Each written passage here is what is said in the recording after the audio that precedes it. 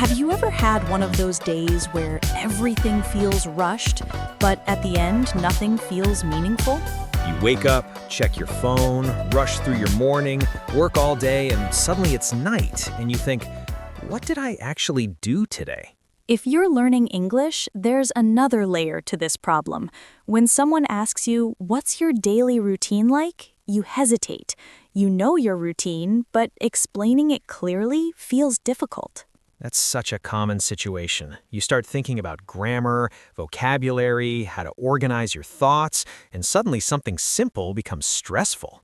Exactly. So today, we're going to help you in a practical and realistic way. You'll learn how to talk about your daily routine naturally, how to describe habits clearly, and how to build a routine that actually improves your life. And we're going to do this through a real conversation, not just a list of phrases, but natural English you can actually use. By the way, I'm Anna. And I'm Leo. If you enjoy learning English through conversations like this, don't forget to like the video and subscribe to the English Talk channel. It really helps us continue creating lessons like this for you. All right, let's get into today's conversation. Leo, I've been thinking about something lately, and I'm curious how you feel about it. All right, now I'm interested. What is it? Do you feel like your daily routine is helping your life or just keeping you busy? That's a good question. I think most of the time I'm just busy. Busy but not necessarily productive? Exactly. I'm doing things all day, but I don't always feel like I'm improving or moving forward. I went through the same thing recently.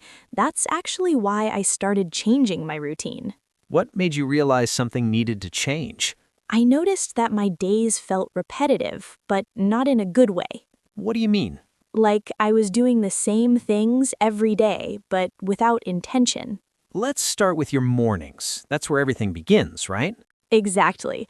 And honestly, my mornings used to be chaotic. What did they look like before? I would wake up, grab my phone immediately, and start checking messages. Same here. It feels automatic. Right. Emails, social media, notifications, it all comes at once. And your brain is already working before you even get out of bed. Exactly. And I didn't realize how stressful that was until I stopped doing it. So what do you do now? Now I give myself a quiet start. A quiet start. I like that phrase. It means I don't allow noise or distractions right away. So no phone. No phone for the first 30 minutes. That sounds difficult. I feel like I need my phone in the morning. I felt the same way at first. It almost felt uncomfortable. Uncomfortable how? Like something was missing, like I was disconnected. That's interesting. But after a few days, I started to feel calmer. There's a useful expression here. Start your day with intention. So instead of reacting, you choose how your day begins. Let's practice a sentence together. Repeat after me. I like to start my day slowly and calmly. That's a great sentence. One more time. I like to start my day slowly and calmly. So after your quiet start, what do you usually do? I keep things simple. I drink water, stretch a little, and sometimes just sit quietly. No music? No news? Sometimes light music, but nothing intense. That sounds peaceful. It is. It helps me ease into the day instead of rushing.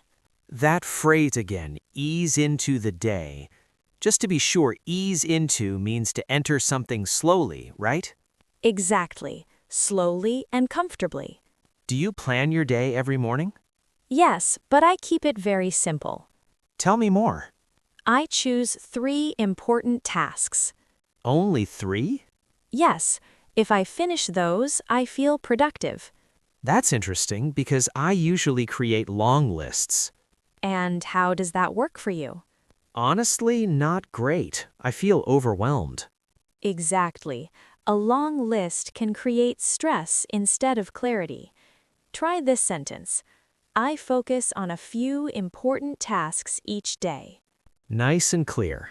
Let's talk about work. That's where I lose control of my routine. That's very common. I start the day focused, but then interruptions begin. What kind of interruptions? Messages, emails, notifications, everything. Here's what happens. I check one message, then I open another app, and suddenly I'm distracted for 20 minutes. That's a classic distraction cycle. Exactly. It feels like I lose momentum. Momentum, that's a great word. Yeah, like forward movement. Exactly. What helped me was creating focus time. What does that look like? I work for 45 minutes without interruptions, And your phone? not next to me. That's a big change. Yes, but it works. What about lunchtime? I treat lunch as a reset. Reset, meaning you pause completely? Exactly. No work. I usually eat while working, A lot of people do that. but I don't enjoy it. That's the problem. You're not really resting. Repeat this. I take a real break during lunch. Afternoons are tough for me. Same here. Around 3 p.m., my energy drops. That's the afternoon slump. It feels like my brain slows down. Exactly. So instead of fighting it, I adjust. Adjust how? I do easier tasks. That makes sense. Evenings are my biggest challenge. What happens? I feel tired, so I just scroll on my phone. For how long? Sometimes 1 or 2 hours. And how do you feel after? Not great. It feels like wasted time. I change that by allowing myself to relax, but with limits. Limits? Yes, like 30 minutes of guilt-free rest. And after that? I do something meaningful. Like what? Going for a walk, learning something new, or practicing English. That sounds balanced. Do you have a night routine? Yes, I do. And honestly, it's one of the most important parts of my day. Really? More important than the morning? In some ways, yes, because your night routine directly affects how your next day starts. That's interesting. I've never really thought about it that way. Most people don't. They focus on the morning, waking up early, being productive, but they forget that a good morning actually starts the night before. So your evening routine is kind of like preparation. Exactly. It's preparation, but also recovery. You're giving your mind and body time to slow down. That makes sense. My evenings are usually not very structured. What do they look like?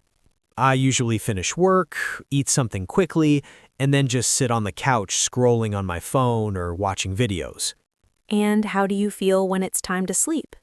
Honestly, my mind still feels active. It's hard to relax. That's very common. Your brain stays stimulated because of the screen and constant information. So what do you do differently? I try to create a clear transition between active mode and rest mode. A transition. I like that idea. What does that look like for you? About an hour before bed, I start slowing things down. I lower the lights, stop using my phone, and switch to something calm. Like what? Reading, light stretching, or even just sitting quietly and thinking. No phone at all? I try to avoid it as much as possible. If I do use it, it's something simple and not stimulating.